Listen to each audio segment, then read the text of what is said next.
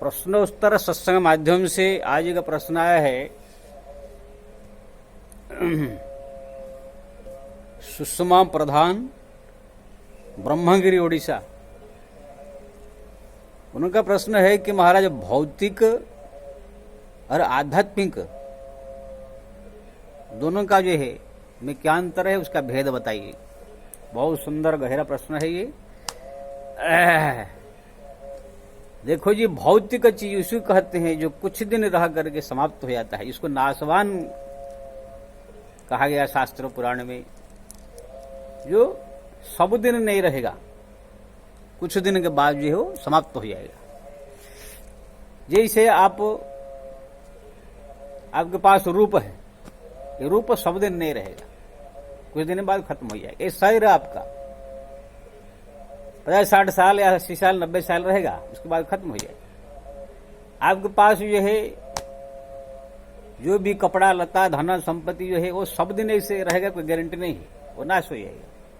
आपके जो घर में परिवार है, लड़के हैं, बच्चे हैं, माँ है, बाप है, भाई बंधु कुटुंब जो भी रिश्तेदार है, एक दिन ये सब दिन ये सब नहीं रहेंगे, सब खत्म हो जाएंगे। जो भी आपको पदवी मिला है, चाहे कलेक्टर हो, इंजीनियर हो, डॉक्टर हो, चाहे प्रधानमंत्री हो, मुख्यमंत्री हो, ये सब कुछ दिन के लिए सब मिलता है, उसके बाद खत्म हो जाता है। ये सब नाशवान चीज है। ये दुनिया में जो भी चीज आप देख रहे हैं, खाने से पीने से लेकर के व्यवहार करने वाला हर एक वस्तु सब नाशवान है। एक दिन जो है ये सब कुछ खत्म हो जाएगा, फिर उसी जगह पर नए नए नए नए नए नए आएंगे। ये शरीर भी खत्म हो जाएगा, ये फिर इसके शरीर से अविनाशी जो आत्मा है वो निकल करके दूसरे शरीर में प्रवेश हो जाएगा। तो जितने पदवियां है, चाहे जितना संपत्ति है, चाहे रूप है, चाहे शरीर है, चाहे धन है, चाहे संपत्ति है, चाहे जमीन है, जायदाद है, जितने भी संसार में वस्तु आप देख रहे, सुन रहे हैं, इकट्ठा कर रहे हैं, सब आप लोग सब नाशवान है। इसको कहते हैं भौतिक वस्तु। भौतिक वस्तु यानी जो नाशवान हो जाएगा, समाप्त हो जाएगा, एक दिन खत्म हो जाएगा। और आध्यात्मिक यानी अविनाशी, जो कभी खत्म नहीं होगा, वो चीज है आध्यात्मिक। कौन सा? जैसे शरीर नाश हो जाएगा, लेकिन इसके अंदर का जो आत्मा है वो नाश नहीं होगा। इसके अंदर से मरने के बाद निकल के जाकर दूसरे शरीर में प्रवेश हो जाएगा। या तो अगर भक्ति भजन पूजा पाठ आपने जप तप किया है तो मरने के बाद भगवत धाम चला जाएगा, वहां पर उसको फिर दूसरा दिव्य शरीर मिलेगा। तो ये आत्मा कभी मरता नहीं, इसलिए इसको अविनाशी। इसलिए भगवान कृष्ण ने गीता में कहा, अविनाशी तद विधिम जैनम सर्वविदम ततम। अविनाशी वो है जो शरीर के अंदर आत्मा रूप में रहता है, और सर्वव्यापी जो परमात्मा है वो परमात्मा भी अविनाशी है। ये संसार कितने बार प्रलय हुआ, कितने बार जो है सृष्टि हुआ, लेकिन परमात्मा जो भगवान जिसको कहते हैं वैसे ही है।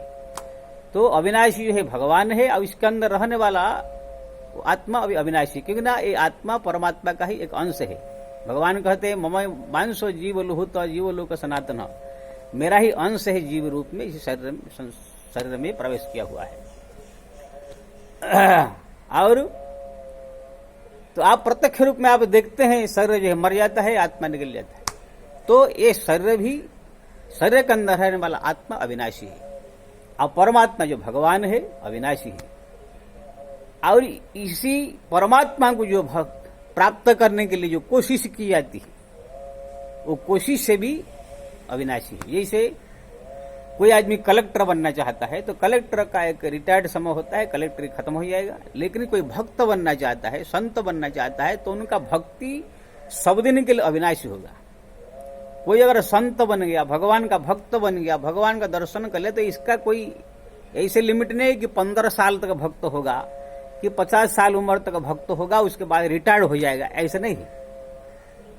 जैसे राष्ट्रपति 5 साल में, प्रधानमंत्री 5 साल रिटायर्ड होकर भूतपूर्व राष्ट्रपति, भूतपूर्व प्रधानमंत्री हो जाते हैं, लेकिन भक्त कभी भूतपूर्व नहीं होता है। ये तुलसीदास भूतपूर्व तुलसीदास, प्रहलाद भूतपूर्व भक्त मीरा, ये सब नहीं होता है। जो एक बार भगवान अविनाश को प्राप्त करने के लिए जो भक्ति करने जा रहा है, वो सब दिन के लिए उसका भक्ति अविनाशी हो गया, और वो भगवान को प्राप्त करने के बाद वो भी अविनाशी हो जाता है।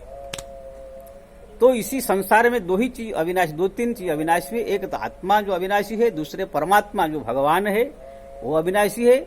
और वो परमात्मा के लिए जो भी साधन भजन पूजा पाठ जप तप तीर्थ धाम आदि सब हम सब करते हैं, वो सब भी यहाँ पर हमको यह सुख देने के साथ साथ मरने के बाद भी वो हमारे साथ में जाएगा। जो भजन करेंगे, पूजा पाठ करेंगे, जप तक करेंगे, तीर्थ करेंगे, धाम करेंगे, नाम जप करेंगे, ये सब भी जुग जुग तक जो है हमारे साथ रहेगा और हमारा कल्याण करता रहेगा।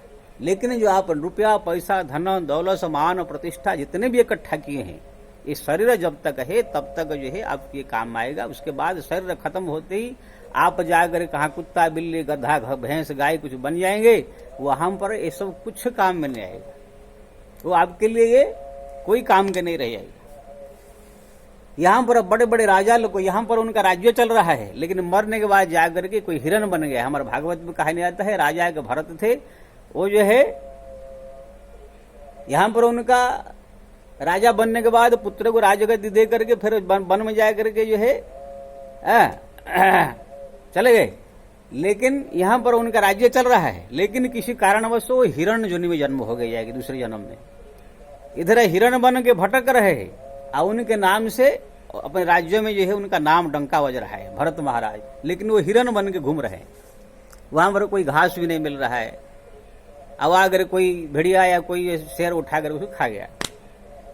तो ऐसे जो है बहुत सारे लोग जो यहाँ पर बहुत कमा करके इकट्ठा करके धन संपत्ति सब सजा करके करोड़पति अरबपति बन जाते हैं, मरने के बाद कुत्ता बिल्ली गधा बन जाते हैं, फिर कुत्ता बन करके गधा बन करके भटकते हैं। वही घर जिस घर को बनाया था, जिसी संपत्ति को उसने बनाया था, वही घर में अगर आएंगे कुत्ता बनेंगे तो उसी का ही लड़का है, बहू नाती ही उसको डंडा मार के भगाते हैं।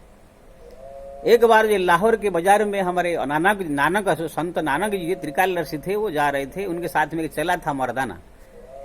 जाए एक जगह बैठे थे, दुकान में जो है एक लड़का बैठा है, वहां गेहूं चावल सब रखा हुआ है, और वहां पर एक बकरा आया, उसमें मुंह डाल लिया।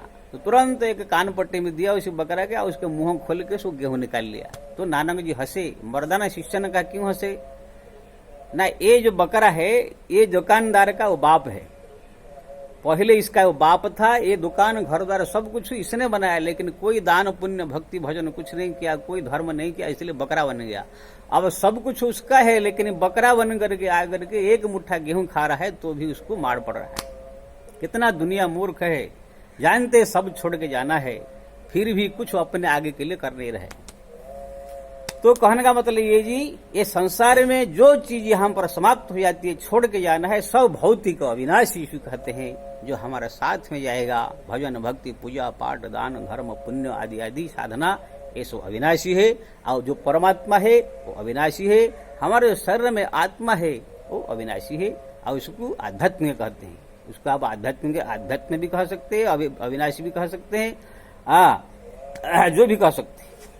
मतलब जो आध्यात्म मार्ग है, भगवान का मार्ग है, वो सब अविनाशी है, इसलिए वो परमात्मा का आध्यात्मिक इसे कहा जाता है। तो आपने कहा भौतिक क्या है, आध्यात्मिक क्या है, तो आपको समझ में आ गया होगा कि संसार में जो चीज नष्ट होने वाला है वो भौतिक है, जो सब दिन के लिए रहेगा वो आध्यात्मिक है, अविनाशी है, जो आत्मा है परमात्मा है। और परमात्मा भगवान के लिए जो कुछ हम करते हैं वो सब भी हमारा आध्यात्मिक है और सब दिन के लिए हमारा काम आएगा। जय श्री राम।